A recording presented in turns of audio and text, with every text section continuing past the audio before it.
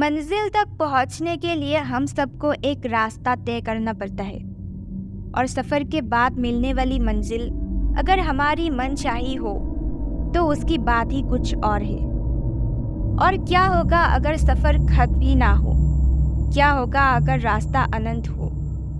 क्या होगा अगर आप उस रोड पर निकल पड़े हो जो रास्ता आपकी मौत की ओर ले जाता हो? चलिए हम ले जाते हैं आपको उस कभी ना खत्म होने वाली सड़क की तरफ। विनय और उसके 7 दोस्त अमीर बाप के बिगड़े हुए लड़के थे। उन्हें ना गरीबों की परवाह थी और ना ही फिक्र। उनका जो भी मन करता था वो बेझिझक करते थे। उनका कोई कुछ बिगाड़ने वाला नहीं था। लेकिन कभी ना कभी तो ऊंट पहाड़ के नीचे आ ही जाता है, कभी जल्दी तो कभी देर से। उनके साथ भी ऐसा ही हुआ। एक दिन रात को विनय और उसके 7 दोस्त पास के ही एक गांव में चले गए। तभी उस गांव में गरीबों के पास अपने मुर्दों को गाड़ने की जगह भी नहीं थी, इसलिए उन्हें गांव के सड़क के किनारे गाड़ दिया जाता था।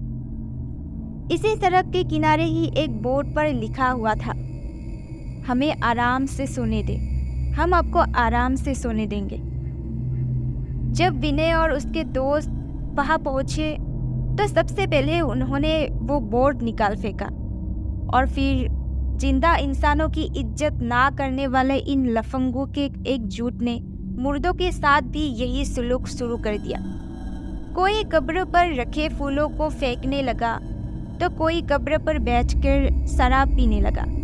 कोई कब्र पर रखे पत्थर को फेंकने लगा तो किसी को कब्र पर पेशाब करने का आइडिया आया। जब इन गिरी हुई हरकतों से इनका मन भर गया तो वो आगे बढ़ गए।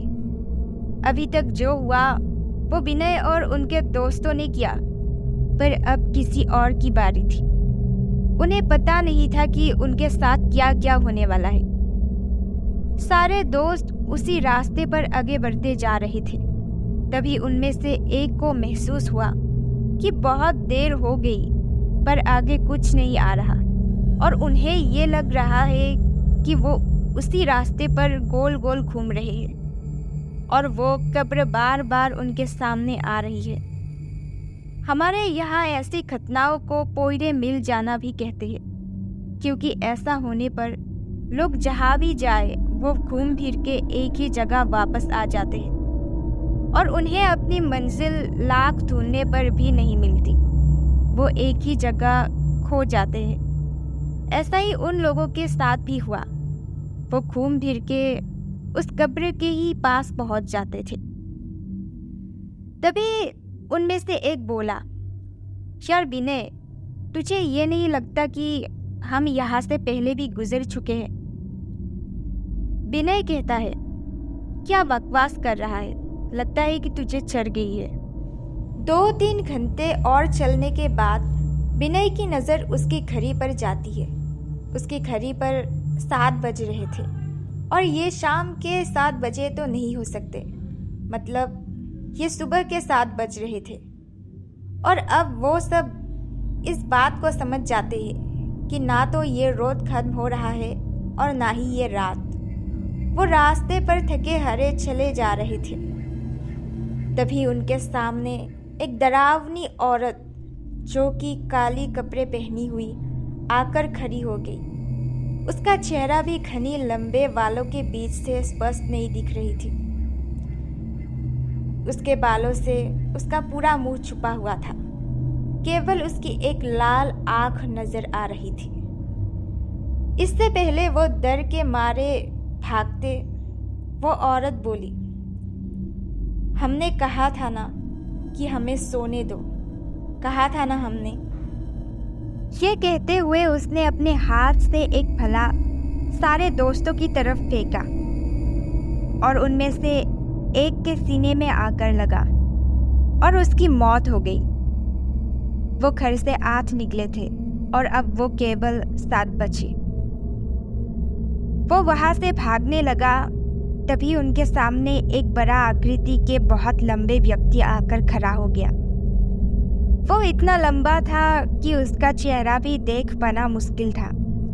गांव के लोग इसको पिशाच कहते थे। तभी आवाज आया, हमने कहा था ना कि हमें सोने दो, कहा था ना हमने। तभी वो पिशाच अपने दोनों हाथ ऊपर किए और देखते ही देखते उसके आसपास के पेड़ उखड़ने लगे और वो पेड़ आकर उन दोस्तों के ऊपर ही गिरने लगे। इन सबके बीच 3 और दोस्तों की मौत हो गई और अब इनमें केवल 4 लोग बचे हुए थे। चारों दोस्त तुरंत वहां से भागने लगे। सब लोग बहुत ज्यादा ही थके हुए थे और पीने के लिए पानी भी नहीं था। रात खत्म होने का नाम ही नहीं ले रही थी और ना ही वो रास्ता खत्म होने का नाम ले रहा था। विनय, हमने इन लोगों को सोते हुए परेशान करके अच्छा नहीं किया। ये हमसे इसी बात का बदला ले रहे हैं। अब ये हमें नहीं छोड़ेंगे। विनय बोला, हाँ, इतना तो हर बेवकूफ को समझ आ गया है कि ये लोग हमारे साथ ऐसा क्यों कर रहे हैं। कोई उपाय निकालो, नहीं तो हम भी नहीं बच पाएंगे। इतने में उनमें से एक दोस्त एक गड्ढे में गिर गया। अब 3 दोस्त ही बचे थे। तभी उनमें से एक दोस्त बोला, क्यों ना हम अपनी गलती सुधारे। हमने जो कुछ भी उन कब्र के साथ किया है, अगर हम लोग उसे ठीक कर देते हैं तो शायद हमारी जान बच जाए। दोनों दोस्त सहमत होकर बोले, बिल्कुल ठीक करे हो, चलो फिर। ये कहकर वो तीनों वापस उसी कब्र के तरफ चले गए और वो जो फूल उन्होंने फेंके थे वापस उसी कब्र पर रख दिए। जो पत्थर उन्होंने फेंके थे वो वापस वहीं पर लगा दिया। जो शराब की बोतल कब्र पर रखी थी वो वहां से हटा दिया और जिस कब्र पर पेशाब की थी उसे भी उन्होंने साफ कर दिया। वो ये सब कर ही रहे थे कि तभी उनमें से एक और दोस्त गायब हो गए। अब 2 ही लोग बचे थे। अब हम क्या करें विनय? हमने तो सब कुछ सुधार दिया, तब भी कुछ नहीं फर्क पड़ रहा है। विनय कहता है, रुको, तुम्हें याद है सबसे पहले हमने वो बोर्ड निकाल कर फेंका था। हाँ, बिल्कुल ठीक कह रहे हो। आओ उसे ठीक करके वापस लगा दिया जाए। ये कहकर दोनों वापस बोर्ड को लगाने लगे। तभी उनके सामने वही चुड़ैल और पिशाच उनकी तरफ आ रहा दिखाई देता है।